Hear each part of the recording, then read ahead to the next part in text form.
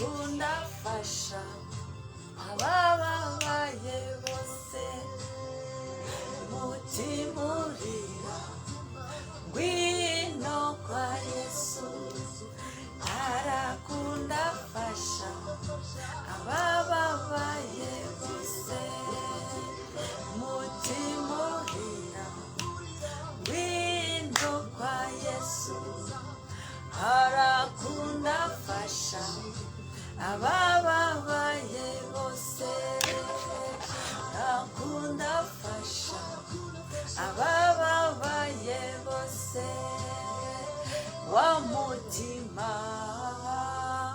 w'imbabazi nyinshi naho nuwa Yesu Kristo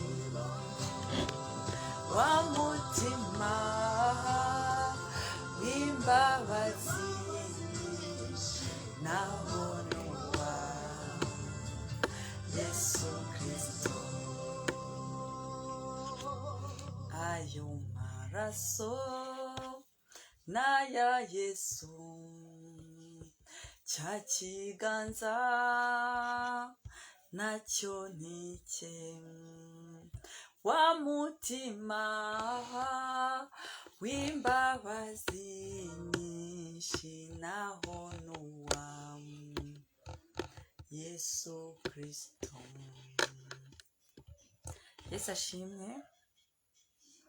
Emi Jackson ndagusuhuje, Imana igumugisha. Mwakora share kugira ngo dusangire ijambo ry'Imana. Uyu munsi bafite ijambo rivuga ngo niba imfatiro z'umukiranutsi zisenyutse umukiranutsi yakora iki? Niba imfatiro zisenyutse umukiranutsi yakora iki? Iryo jambo uyu munsi nabazaniye. Ijambo ry'Imana rivuga ngo umukiranutsi azabeshwaho no kwizera, ahandi azabeshwaho no gusenga. Yesu ajya kugenda yaravuze ngo musenge ubudasiba, kubera ko yari azi ko uramutse usibye bitagenda neza. Yesu ashaka ko tuzajya dusenga buri munsi, ariko hano ho ngira ngo abwira wa mudamu yari yatse amazi yo kunywa, yaramubwiye ngo hasi aravuga ngo igihe kirageze kandi kirasohoye yuko abasenga Data musenga mu kuri no mu mwuka. Yesu yashaka kugaragaza ko umwuka wacu uhora usenga, ngo umwuka w'Imana tunihira iminiho ubudasiba. So nicyo Yesu yashaka kuvuga ngo musenge ubudasiba. Yari azi ko tuzajya duhora dusengesha umwuka, twaba turi mu kazi, twaba turyamye, umwuka wacu ugahora uri maso. Ndabibutsa umugani w'abakobwa 10 ngo 5 bagiye kumva bumva umwami araje, amatabaza yabo arimo ubusa, amavuta yarashizemo.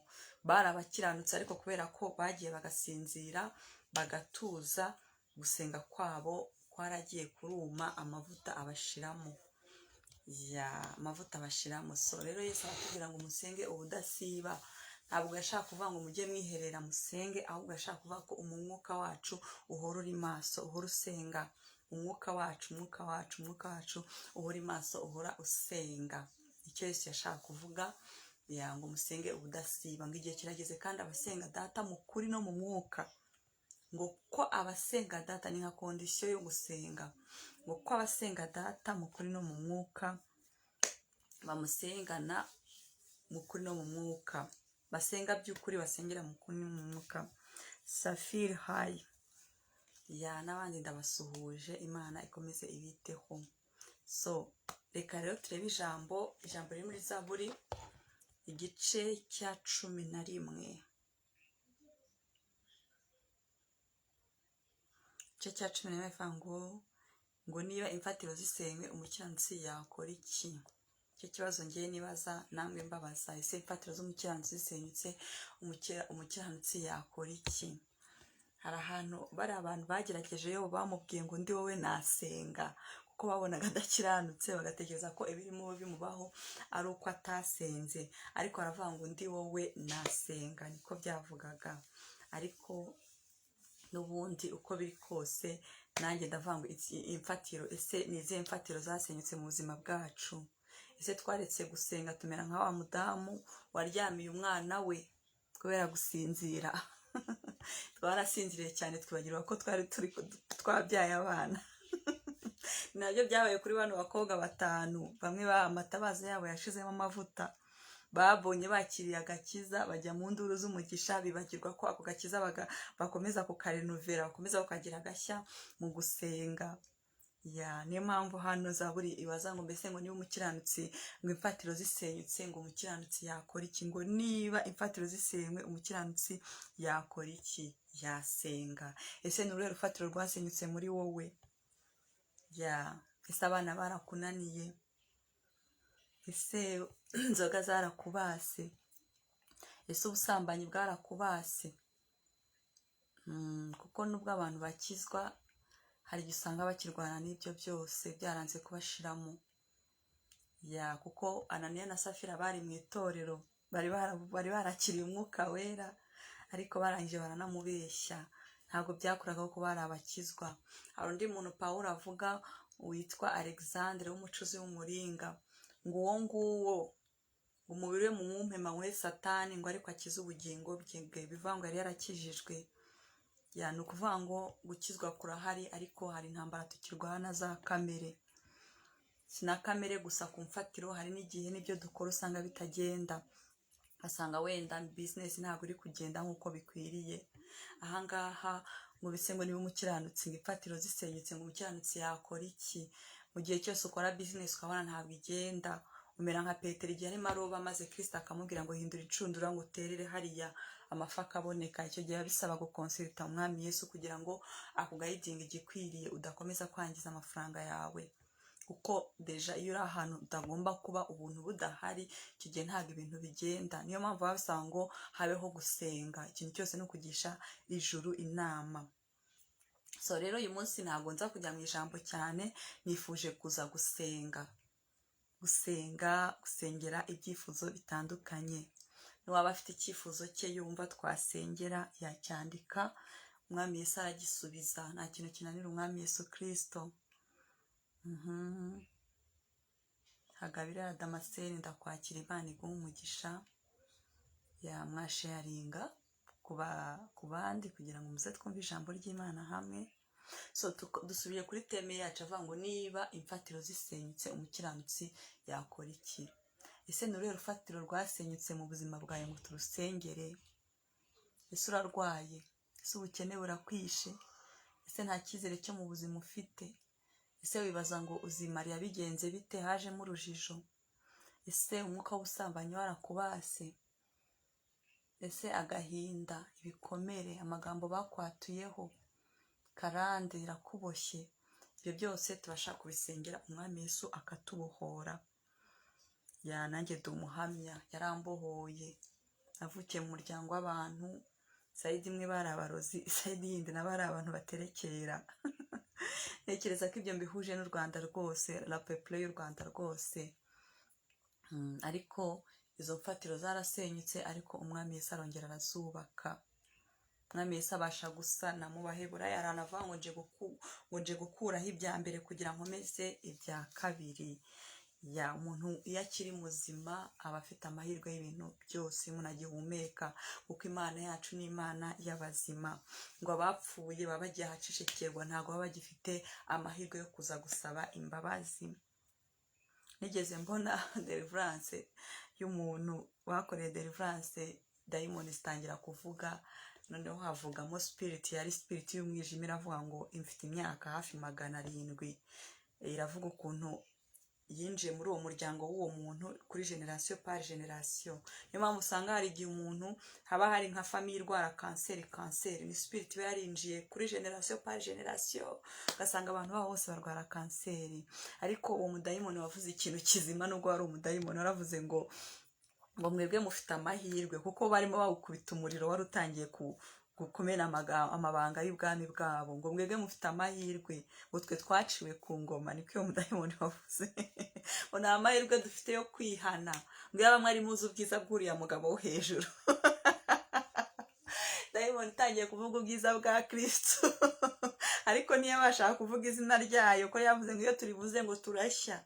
ibyo ni ibintu imyuka mibi yo izi, ariko twebwe abagira ubwo buntu tutazi. Turagarutse rero ngo niba imfatiro zisenyutse umukiranutsi yakora iki? Kandi gusenga kose kudafite kwizera kuba gupfuye ubusa. Gusa hari igihe biba ngombwa ko umuntu yizerera undi. Uyu munsi ndabizerera nanjye niyizerere, niyo mpamvu Umwuka Wera yampaye rino jambo, kuko Umwuka Wera ni mwiza. Ubu ngubu hari abantu ashaka kubohora ku bintu runaka, niyo mpamvu yatanze iryo jambo ngo niba imfatiro zarasenyutse umukiranutsi yakora iki? Ngo njyewe nasenga. Abigishwa Yesu babwiye Yesu ngo twigishe gusenga, kuko bari bazi ko aricyo cyonyine kizababeshaho. Kuva Bibiliya yatangira kugeza ku iherezo ryayo, buri mukiranutsi, buri mwizera yarasenze. Ngo nuko Hana arasenga, ngo nuko ba Nafutali barasenga, ngo nuko ngo Salomo arasenga. Abo bose bagiye basenga. Ngo nuko ab'itorero basabira Petero. Noneho Bibiliya ahantu ivuga mu Migani 27 umurongo wa 17 ngo turi ibyuma bityaza ibindi. Buriya iyo umuntu adashoboye turafatanya. Nanjye kuba nicaye ahangaha nzi ko ari abantu bansengera amanywa n'ijoro badahwema, kuko Imana yabahaye uwo mutwaro kugira ngo bamfate banzamure. Hari n'abansengeye, ntabwo niyigishije.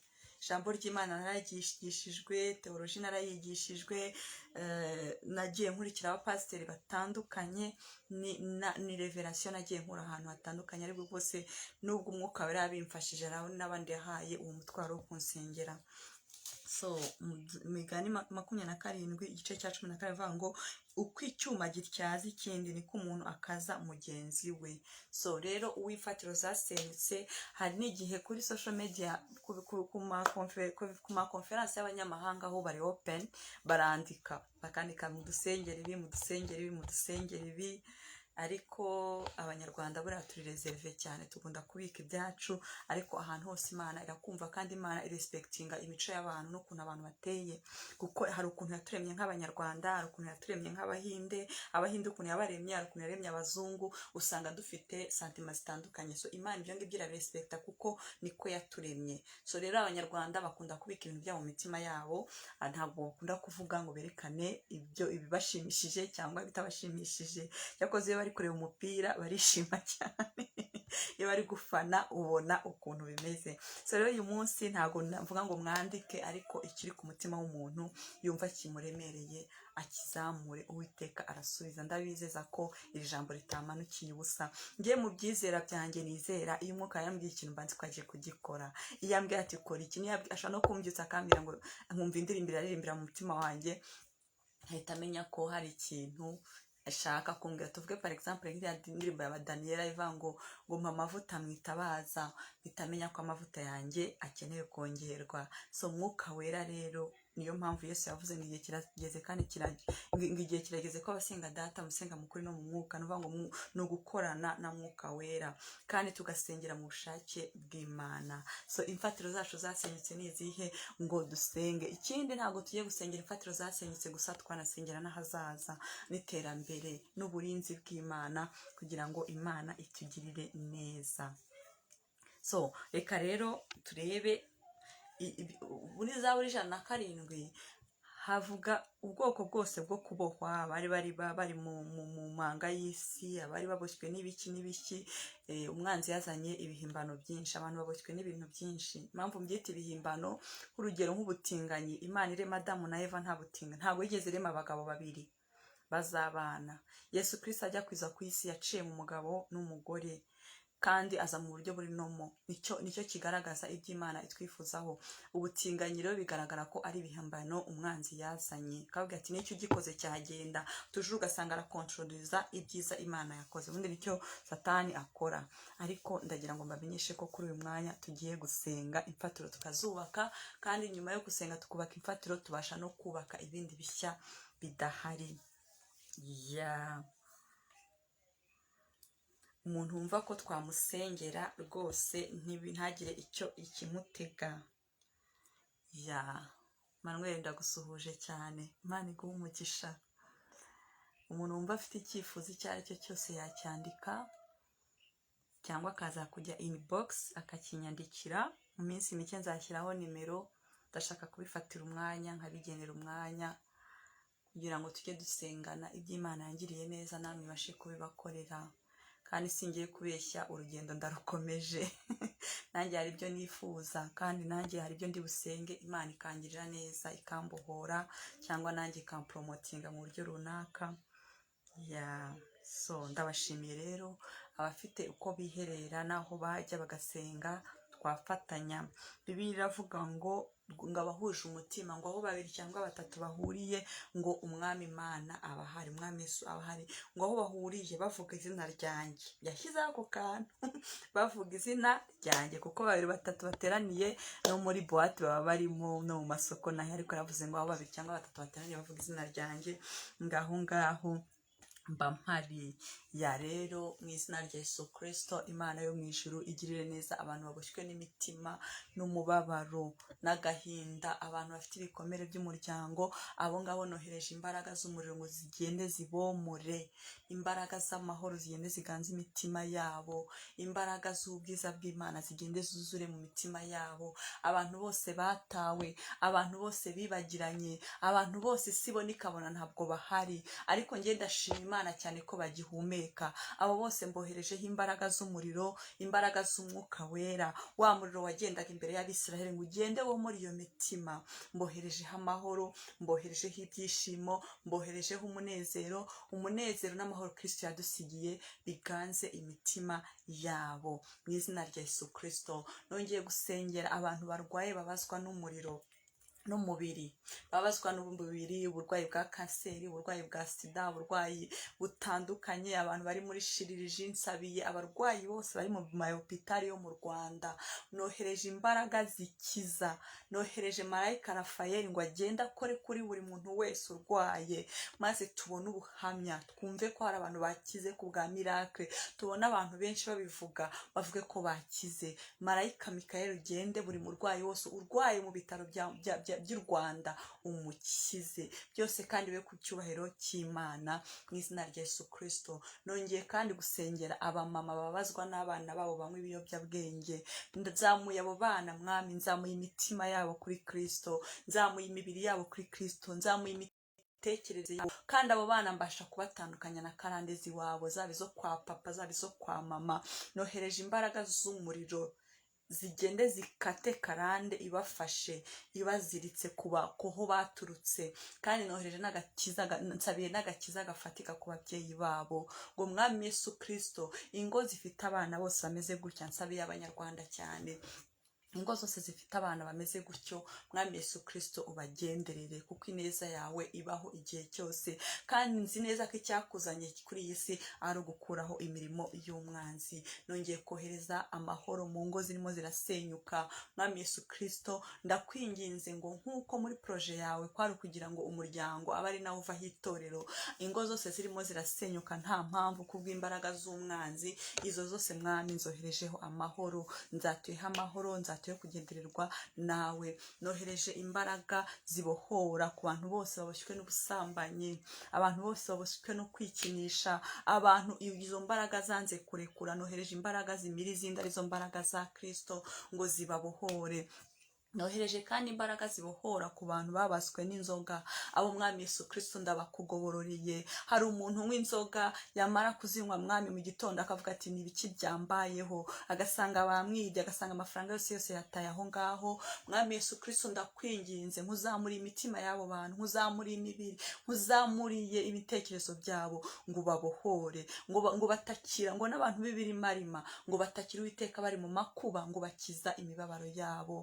Mwami Yesu Kristo ndakwinginze ngo abo bantu bakire kubohoka, kubw'imbaraga zawe zibohora bakiriye kubohoka. Mbohereje imbaraga zibabohora mu izina rya Yesu Kristo. Mwami Yesu Kristo, nongeye kukwereka abantu bibaza iby'urushako rwabo, abari mu rujijo, abatazi aho berekeza, abadafite amakuru. Mwami bibaza ngo se ndabigenza gute? Hari n'abatagira amahirwe yo kubona ababavugisha, ababitaho. Abo bose Kristo ndabakugobororeye. Erega Mwami Yesu byose urabishoboye. Igihe Esiteri yatoranywaga, si uko yari mwiza, si uko yari afite ubutunzi, yari no mu bwoko butemewe, ariko Mwami Yesu ubasha gukora nk'ibyo wakoreye Esiteri kuri abo bose, ubasha kubuzuzaho ubwiza bwawe n'ubuntu bwawe. Reka mwami Yesu ufite icyo kibazo cyose uzumva rino jambo izamubature kandi rimuhore, rimuhe na guidance mu izina rya Yesu Kristo. Mwami Yesu Kristo, nongeye gusabira abanyarwanda muri rusange, nongeye gusaba ngo mwami Yesu Kristo imitima y'abanyarwanda baba bari mu Rwanda bari mu mahanga, umutima yacu twese uturemo. Reka mwami igiti cyose kitatewe mu Rwanda no mu banyarwanda kiranduke. Reka mwami abapfumu n'abakonikoni bose tuboherejeho imiriro, tuboherejeho umuriro w'umwuka wera. Ibicaniro bitari ibya Kristo muri iki gihugu turabisenye. Nohereje imbaraga mu mpande enye z'u Rwanda ngo ibicaniro byose by'umwanzi bisenyuke mu izina rya Yesu Kristo. Nohereje imbaraga z'umuriro wa Kristo,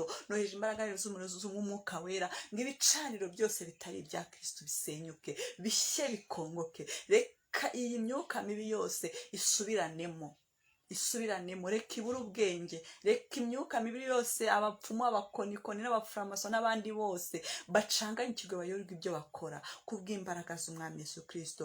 Umwami Yesu Kristo, imbaraga z'umwuka wera zigende zisenye ibyo bicaniro byose mu izina rya Yesu Kristo. Nongeye gusabira abayobozi b'u Rwanda, mwami Yesu Kristo, bayoborwe n'ubwenge bwawe. Mwami Yesu Kristo, imitima yabo yituremo, umwuka wawe wera abayobore, abahe guhuza, abahe gukora ibikwiriye, abahe kuyoborwa nawe Kristo. Kandi mwami Yesu Kristo bijye bigaragara ko ari umwami Yesu Kristo wabikoze mu izina rya Yesu Kristo. Imbaraga izo arizo zose zabatsikamira, zabagendesha mu bidakwiriye, reka mwami Yesu Kristo bayoborwe nawe. Nongeye kandi gusabira igihugu cy'u Rwanda, nongeye gusengera abahinzi mwami Yesu Kristo ngo ubahe ibihe byiza byo guhinga, ubahe imbuto, ubahe imbaraga, kuko mwami Yesu Kristo ubuhinzi nibwo butunze ibihugu byinshi. Reka mwami ariko bigenda mu izina rya Yesu Kristo. Mwami Yesu Kristo, ndagushimiye cyane kubyumvishe, n'abandi bose ntabashe kuvuga ariko ngo ubasha gukora cyane n'ibihambaye kurusha ibyo dusaba. Mwami Yesu Kristo, reka umwuka wera agende nk'uko yagendagendaga mu irema, igihe yagendagendaga ngo isi ngo yari nta shusho ifite. Reka mwami Yesu u Rwanda rugira ishusho kubw'umwuka wera azenguruka ahantu hose mu izina rya Yesu Kristo. Ndakwinginze mwami Yesu, ubasha gukora ibirenze ibyo dusaba, ubasha kugendagenda mu Rwanda hose, ubasha kugendagenda mu mitima yose, ubasha gukora mwami ibyifuzo byacu, ubasha kubihaza, ubasha no kuduha ibirenze. Ngo nuko Yakobo abonye Yosefu ngo aravuga ngo Mana ugira neza, ngo dore mbonye Yosefu, mbonye n'abuzukuru. Imana ibasha gukora ibirenze, ibasha gukora ibihambaye, kuko ari wo muremyi wacu. Mwami nguhaye u Rwanda n'abanyarwanda, mbajanditse mu maraso yawe yera. Reka twezwe kandi dukiranuke. Reka mwami Yesu Kristo isi yose igivuga ngo u Rwanda rufite Imana. Reka mwami amahoro yawe akomeza aganze, ineza yawe iganze. Reka buri wese muri munyarwanda wese uko yica ajya avuga ngo Imana, uko atashye avuga ngo Imana yabikoze. Reka twese tuzamura amajwi. Nongeye kuzamurira abapasiteri bose bo mu Rwanda, nongeye kuzamura abakozi b'Imana, abahamagawe bose bo mu Rwanda. Mwami Yesu Kristo ngo bakomeze, amavuta yawe abeho, imbaraga zawe zibakomeze, ubatsindire ikibini gisa nacyo. Reka Kristo itorero ryawe ribe nk'uko urishaka mu izina rya Yesu Kristo. Nongeye gusabira abakristo ngo bashyire umutima hamwe nk'uko Paulo Petero bamusengeye ngo abitorero baramusabira. Reka itorero rya Kristo mu Rwanda riganze kandi ribura umuri ku isi yose. Reka mwama isi yose ije gushaka amahoro mu Rwanda kubera ko hariho presence yawe Kristo. Ndagushimiye kubasha kumva, ndagushimiye kubasha gukora, ndagushimiye mwami kubyiza kandi wakoze, ngushimiye kubyuri gukora. Mwami Yesu Kristo, hari igihe abanyarwanda twari twarataye icyizere, hari igihe tutarebaga aho byerekeza, ariko mwami Yesu Kristo uyu munsi imvura iragwa, izuba rikaka, abantu bakajya mu kazi. Mwami Yesu Kristo abana bakiga. Ibyo byose niwe wabikoze. Mwami Yesu Kristo n'ibihe bya corona birimo birarangira. Erega mwami urahora utsinda. Imbaraga z'umwanzi nta gihe na kimwe zizadutsinda. Ahari abisi niko bibwira, ariko waratsinze, uzahora utsinda. Imitaga n'imitago uzahora utsinda. Ndagushimiye cyane mwami Yesu Kristo. Uzamure buri muntu wese uzumva rino jambo, reka utembagire mu mutima umutima we, reka uganze umutima we, reka ukora ibikwiriye, reka mwami Yesu Kristo ubashe kuduhaza, reka mwami Yesu Kristo twuzemo amahoro, reka utwuzemo satisfaction, reka utwuzemo kunyurwa nawe, reka kandi utwuzemo ubwenge, utwuzuzemo ubumenyi. Ngo ijambo ryawe riratubwira ngo minsi ya nyuma ngo nzasuka umwuka wanjye ku bantu bose. Reka mwami Yesu umwuka wawe udusukeho, kuko mwami koko icyo gihe cyarageze. Ndagushimiye, ndagushimiye, icyo gihe cyarageze kuko ni ikimenyetso cy'uko nanjye umwuka wawe wangezeho, n'abandi ubasha kubasukaho, ubasha kuduha amaso y'umwuka, ubasha kuduha ibitekerezo by'umwuka wera. Kandi uravuga ngo ariko twebwe dufite gutekereza kwa Kristo, reka twese tugire gutekereza kwawe. Ndagushimiye cyane mu izina rya Yesu Kristo. Ahari mwami ngenda senze, ariko gukora ni ukwawe. Imitima yacu yuzuyemo kukwizera, imitima yacu yuzuyemo imbaraga zo kukwizera. Abatentebutse batazi ngo bizagenda bite, abo bose ndabakugororeye Kristo. Abibaza ngo mbese umwami yaratwibagiwe, abo bose ubakoreho kuko urabazi. Uzenguruke mwami Yesu Kristo, reka ineza yawe iganze imitima yacu. Reka mwama abatureba babone ko twakubonye, reka n'abatarakubona ubagenderere. Abakiri muri Egiputa, abadasobanukiwe, abo bose ndabakugororera Kristo. Ndagushimiye cyane, ishimwe no gukomera mwami Yesu Kristo ni ibyawe. Ntekereza ko buri wese yiyumvishemo, kandi nzi ko Imana ibasha gukora ibyo tuyisaba, igakora n'ibirenze. Reka mu izina rya Yesu Kristo Imana izabashoboze, mutange amatestimoni, muvuge iby'Imana yabakoreye byiza. Ndabashimiye cyane. Nongeye kandi kubibutsa ijambo riri muri Efeziye 6 ngo mujye muhora muryuza, mumenye ko iyi si iyoborwa n'isi y'umwuka. Isi yacu turimo iyoborwa n'isi y'umwuka. Ibintu byinshi nigeze mbaho urugendo ndababwira ngo se coronavirus ni gute iza bagafunga insengero, nuko bazi ko mu nsengero hari imbaraga zibarwanya, sibyo? Niyo mpamvu isi yacu iyoborwa n'isi y'umwuka. Iyo tutarebye neza umwanzi aratwiba, atwiba igihe, atwiba umwanya. Niyo mpamvu Kristo yavuze ngo musenge ubudasiba. Iki cyanditswe cya Efeziye 6 nzi ko abantu benshi bakizi, ariko ndagira ngo mbibutse ko tutarwana n'abafite inyama n'amaraso. Niyo mpamvu intwaro yacu ni ugusenga. Ngo 6:10 haravuga ngo mwambare intwaro zose z'Imana kugira ngo mubashe guhagarara mudatsinzwe n'uburiganya bwa Satani. Ngo kuko tudakirana n'abafite amaraso n'umubiri, ntabwo dukirana n'abafite amaraso n'umubiri, ngo ahubwo dukirana n'abatware n'abafite ubushobozi n'abategeka b'isi. Urumva ko bafite n'amatitles, ntabwo ko ari abantu boroshye, ariko Kristo ari hejuru yabo. Niyo mpamvu Kristo atwinginga ngo musenge udasiba. Mw'abantu b'Imana mwe mujye mwumva ibyo Kristo yavuze ari ku isi, musenge ubudasiba. Pray without ceasing, musenge udasiba. Ngo ariko imfatiro z'umukiranutsi zisenga, umukiranutsi yakora iki? Yasenga. Ngo nuko Daniel arasenga. Imana ngo nyuma y'iminsi 21 ngo marayika aramanuka, marayika Gabriel ngo aramubwira ngo erega Daniel mugabo ukundwa, ngo iminsi 3 ya mbere ugitekereza gusenga twari twagusubije. Ngo ariko ubwami bw'Abamedi n'Abaperesi nibwo bwami mbabwira ukuntu tuyobowe n'isi y'umwuka. Eda niba utari mu isi ya Satani, uri mu isi y'umwami Yesu, cyangwa uri muri ignorance, ntuzi aho werekeza. Turasabira abo bose bari muri ignorance ngo umwami Yesu abakuzeyo imbaraga ze. Hari ifoto Mwuka yaranyeretse, najyaga nkunda kuyibona ku ma YouTube, ku ma Facebook, ahantu umwami Yesu abakomanga ku muryango. Murayibona iriya foto? Sinzi niba mwarigeze muyibona. Abakomanga ku muryango ngo kingura ninjire. Niko Umwuka wera ari gukomanga ku mitima y'abantu. Ndabivuga kuko nzi ko hari n'abari gukomangaho. Ni ukuri hindukira, ni ukuri pfuka musenge. Nta sengesho ry'umunyagara ribaho, niko Abanyarwanda bavuga. Ntangazwa n'ukuntu imigani yabo igenda iperforme, ngo usanga ari imigani myiza. Ngo rero ngo umukiranutsi azabishwaho no gusenga, azabishwaho no kwizera. Iri jambo riravuga ngo ijambo riravuga ngo kuko tudakirana n'abafite amaraso n'umubiri, ahubwo dukirana n'abatware n'abafite ubushobozi n'abategeka b'isi y'umwijima n'imyuka mibi y'ahantu ho mu ijuru. Nuko rero mutware intwaro zose, niko Pawulo abwira Abefeso, mutware intwaro zose z'Imana kugira ngo mubashe gukomera ku munsi mubi, kandi murangijwe byose mubashe guhagarara mudatsindwa.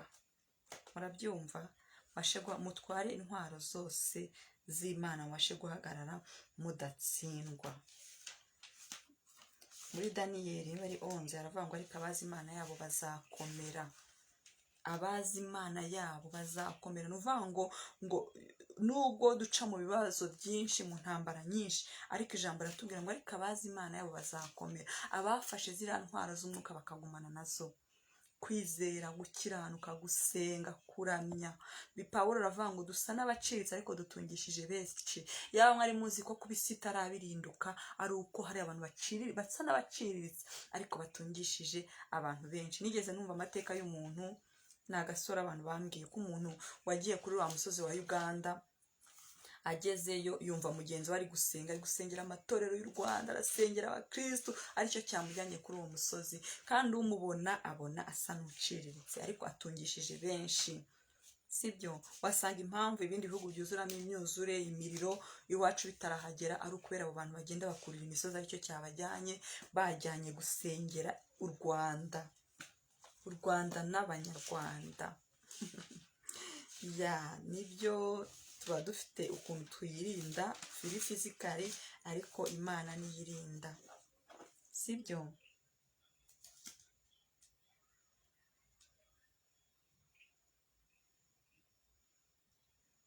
Urumva,